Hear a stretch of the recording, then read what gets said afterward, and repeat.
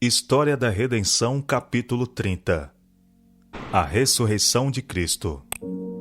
Os discípulos descansaram no sábado, entristecidos pela morte de seu Senhor, enquanto Jesus, o Rei da Glória, jazia no túmulo. Aproximando-se a noite, soldados estacionaram-se para guardar o lugar de repouso do Salvador, enquanto anjos invisíveis pairavam sobre o local sagrado. A noite passou-se vagarosamente, e enquanto ainda era escuro, os anjos vigilantes sabiam que o tempo para o livramento do amado Filho de Deus, seu querido comandante, era quase vindo.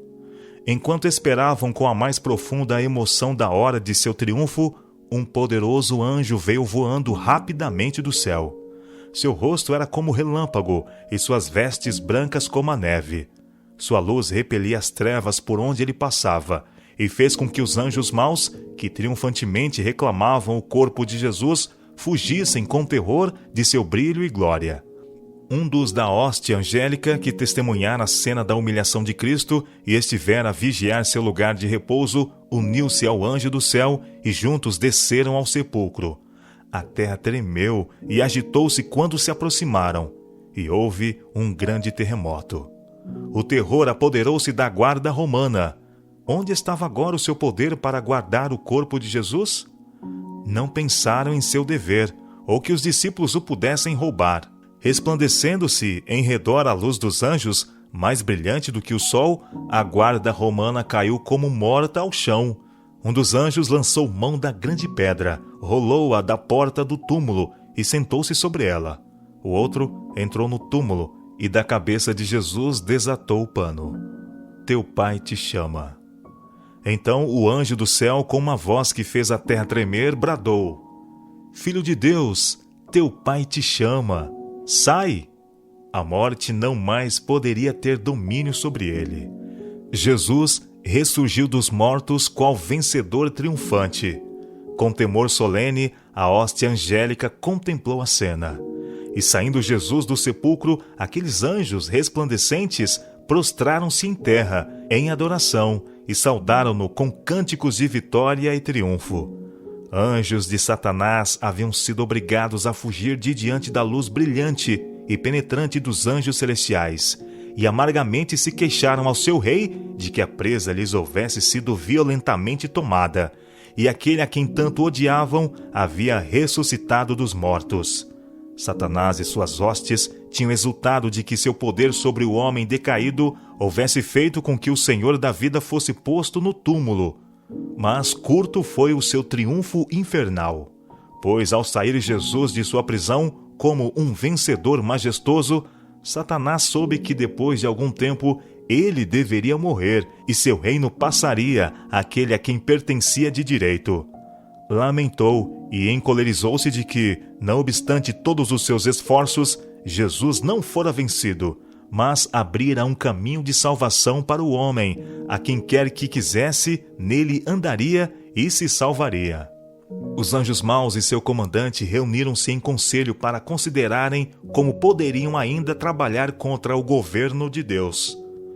Satanás mandou seus servos irem aos principais dos sacerdotes e anciãos. Disse ele: Nós conseguimos enganá-los, cegando-lhes os olhos e endurecendo-lhes o coração contra Jesus. Fizemos-los crer que ele era um impostor. Aquela guarda romana levará a odiosa notícia de que Cristo ressuscitou. Nós levamos os sacerdotes e anciãos a odiar a Jesus e matá-lo. Agora mostrai-lhes que, se tornar conhecido que Cristo ressuscitou, eles serão apedrejados pelo povo por matarem um homem inocente.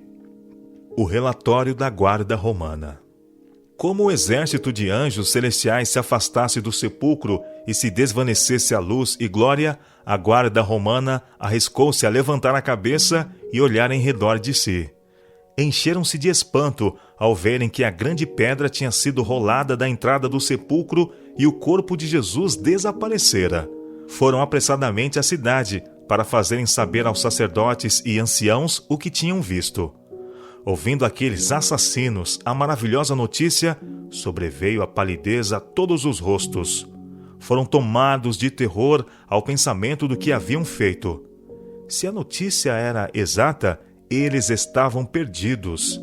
Por algum tempo ficaram sentados em silêncio, olhando uns para os outros, não sabendo o que fazer ou dizer. Aceitar a notícia seria condenar-se. Foram à parte para se consultarem quanto ao que deveria fazer-se. Raciocinaram que, se a notícia trazida pela guarda circulasse entre o povo, aqueles que mataram a Cristo seriam mortos como seus assassinos. Resolveu-se assalariar os soldados para conservar o assunto em segredo. Os sacerdotes e anciãos lhes ofereceram grande soma de dinheiro para que dissessem: vieram de noite os discípulos dele e o roubaram enquanto dormíamos. E quando a guarda indagou o que seria feito com eles por dormirem em seu posto, os oficiais judeus prometeram persuadir o governador e conseguir a segurança deles. Por amor ao dinheiro, a guarda romana vendeu sua honra. E concordou em seguir o conselho de sacerdotes e anciãos. Os primeiros frutos da redenção. Quando Jesus estava suspenso na cruz, clamou: está consumado. As pedras se partiram, a terra tremeu e algumas das sepulturas se abriram. Quando ele ressurgiu, vitorioso sobre a morte e o túmulo, enquanto a terra vacilava e a glória do céu resplandecia em redor do local sagrado, muitos dos justos mortos, obedientes à sua chamada, saíram como testemunhas de que ele ressurgira. Aqueles favorecidos santos ressurgidos saíram glorificados. Eram escolhidos e santos de todos os tempos, desde a criação até os dias de Cristo. Assim, enquanto os chefes judeus procuravam esconder o fato da ressurreição de Cristo, Deus preferiu suscitar do túmulo um grupo a fim de que testificasse que Jesus ressuscitara e declarasse sua glória. Aqueles ressuscitados diferiam na estatura e formas, sendo alguns mais nobres do que outros em seu aspecto. Fui informada de que os habitantes da terra têm estado a degenerar-se, a perder sua força e beleza. Satanás tem o poder da enfermidade e da morte, e em cada era os efeitos da maldição têm sido mais visíveis, e o poder de Satanás mais claramente visto. Os que viveram nos dias de Noé e Abraão pareciam-se com os anjos na forma, beleza e força. Mas cada geração subsequente tem estado a ficar mais fraca e mais sujeita à moléstia, e sua vida tem sido de mais curta duração. Satanás tem estado a aprender como prejudicar e enfraquecer a raça. Aqueles que saíram após a ressurreição de Jesus apareceram a muitos, contando-lhes que o sacrifício pelo homem estava completo, e que Jesus, a quem os judeus crucificaram, ressuscitaram dos mortos, e em prova de suas palavras declaravam: ressuscitamos com ele. Davam testemunho de que fora pelo seu grande poder que tinham sido chamados de suas sepulturas. Apesar dos boatos mentirosos que circularam, a ressurreição de Cristo não pôde ser escondida por Satanás, seus anjos ou pelos principais dos sacerdotes, pois aquele grupo santo, retirado de seus túmulos, espalhou a maravilhosa e alegre nova. Jesus também se mostrou aos discípulos tristes e com o coração despedaçado, afugentando-lhes os temores e dando-lhes gozo e alegria. As mulheres no sepulcro. Cedo, na manhã do primeiro dia da semana, antes que fosse claro, santas mulheres vieram ao sepulcro, trazendo suaves especiarias para ungir o corpo de Jesus. Notaram que a pedra pesada tinha sido rolada da entrada do sepulcro, e o corpo de Jesus não estava ali. Desfaleceu-lhes o coração, e temeram que os seus inimigos houvessem levado o corpo. Subitamente viram 2 anjos com vestes brancas, com rosto brilhante e resplandecente. Esses seres celestiais compreenderam a intenção das mulheres e imediatamente lhes disseram que Jesus ali não estava, que tinha ressuscitado, mas que podiam ver o lugar onde jazera. Mandaram-nas ir e contar a seus discípulos que ele iria diante deles para a Galiléia. Com temor e alegria, as mulheres dirigiram-se apressadamente aos discípulos entristecidos e contaram-lhe as coisas que tinham visto e ouvido. Os discípulos não puderam crer que Jesus houvesse ressuscitado, mas com as mulheres que tinham levado a notícia, correram apressadamente ao sepulcro. Verificando que Jesus ali não se achava, viram suas roupas de linho, mas não puderam crer nas boas novas de que havia ressuscitado dentre os mortos. Voltaram para casa, maravilhando-se com o que tinham visto, e também com a notícia a eles levada pelas mulheres. Maria, porém, preferiu demorar-se em redor do sepulcro, pensando no que tinha visto, e angustiada com o pensamento que pudesse ter sido enganada. Pressentia que novas provações a esperavam. Sua dor se renovou, e ela irrompeu em amargo pranto. Abaixou-se para olhar de novo dentro do sepulcro, e viu 2 anjos vestidos de branco. Um estava assentado no lugar em que estivera a cabeça de Jesus, e o outro onde estiveram os pés. Falaram a ela com ternura, e perguntaram-lhe por que chorava. Ela respondeu: porque levaram o meu Senhor, e não sei onde o puseram. Não me detenhas. Ao voltar-se do sepulcro, viu Jesus, perto, em pé, mas não o reconheceu. Ele falou-lhe ternamente, indagando a causa de sua tristeza e perguntando a quem ela procurava. Supondo que fosse o hortelão, rogou-lhe que, se ele tinha levado o seu senhor, lhe dissesse onde o havia posto, para que pudesse levá-lo. Jesus falou-lhe com sua própria voz celestial, dizendo: Maria. Ela estava familiarizada com as inflexões daquela voz querida, e prontamente respondeu: Mestre! E em sua alegria ia abraçá-lo. Jesus, porém, disse: Não me detenhas, porque ainda não subi para meu Pai. Mas vai ter com os meus irmãos, e dize-lhes: Subo para meu Pai e vosso Pai, para meu Deus e vosso Deus. Alegremente ela se dirigiu à pressa aos discípulos com as boas novas. Jesus rapidamente ascendeu a seu Pai, para ouvir de seus lábios que aceitara o sacrifício e para receber todo o poder no céu e na terra. Anjos, assemelhando-se a uma nuvem, rodearam o Filho de Deus e ordenaram que as portas eternas se levantassem para que o Rei da Glória entrasse. Vi que enquanto Jesus estava com aquele brilhante exército celestial na presença de Deus e cercado de glória, não se esquecera dos discípulos sobre a terra, mas de seu Pai recebeu poder, a fim de que pudesse voltar e comunicá-lo a eles. No mesmo dia ele voltou e mostrou-se a seus discípulos. Permitiu-lhes então que lhe tocassem, pois tinha ascendido ao Pai e recebera poder. O duvidoso Tomé. Nesta ocasião, Tomé não estava presente. Ele não quis aceitar humildemente a notícia dos discípulos, mas firmemente e com confiança em si próprio, afirmou que não creria, a menos que pusesse os dedos nos sinais dos cravos e a mão no lado em que a lança cruel fora arremessada. Nisto mostrou uma falta de confiança em seus irmãos. Se todos exigissem a mesma prova, ninguém hoje receberia Jesus, nem creria em sua ressurreição. Mas foi a vontade de Deus que a notícia dos discípulos fosse recebida por aqueles mesmos que não podiam ver e ouvir o Salvador ressuscitado. Deus não se agradou com a incredulidade de Tomé. Quando Jesus de novo se encontrou com os discípulos, Tomé estava com eles, e quando viu Jesus, creu.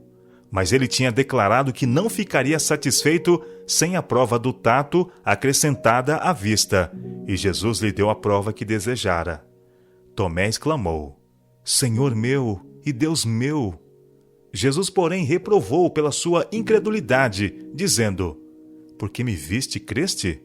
Bem-aventurados que não viram e creram. A frustração dos matadores de Cristo. Espalhando-se as novas de cidade para cidade e de vila em vila, os judeus, por sua vez, receavam pelas suas vidas e ocultaram o ódio que acalentavam pelos discípulos. Sua única esperança era propagar o boato falso, e aqueles que desejavam que esta mentira fosse verdadeira a aceitavam. Pilatos estremeceu ao ouvir que Cristo havia ressuscitado. Não podia duvidar do testemunho que era dado, e desde aquela hora a paz o deixou para sempre. Por amor às honras mundanas, pelo temor de perder a autoridade e a vida, entregara Jesus para ser morto. Estava agora completamente convencido de que não era meramente um homem inocente, aquele de cujo sangue ele era culpado, mas o Filho de Deus. Miserável até ao fim foi a vida de Pilatos. O desespero e a angústia esmagavam todo o sentimento de esperança e alegria. Recusou-se a ser consolado e teve uma morte muito desgraçada. 40 dias com os discípulos. Jesus permaneceu com seus discípulos 40 dias, ocasionando-lhes isto gozo e alegria de coração, ao desvendar-lhes ele mais amplamente as realidades do reino de Deus. Ele os comissionara a dar testemunho das coisas que tinham visto e ouvido, concernentes aos seus sofrimentos, morte e ressurreição, de que ele fizera um sacrifício pelo pecado, e que todos que o quisessem poderia vir a ele e encontrar vida. Com fiel ternura, disse-lhes que seriam perseguidos e angustiados, mas que encontrariam alívio recordando-se de sua experiência e lembrando-se das palavras que ele lhes falara. Contou-lhes que tinha vencido as tentações de Satanás e obtido a vitória através de provações e sofrimentos.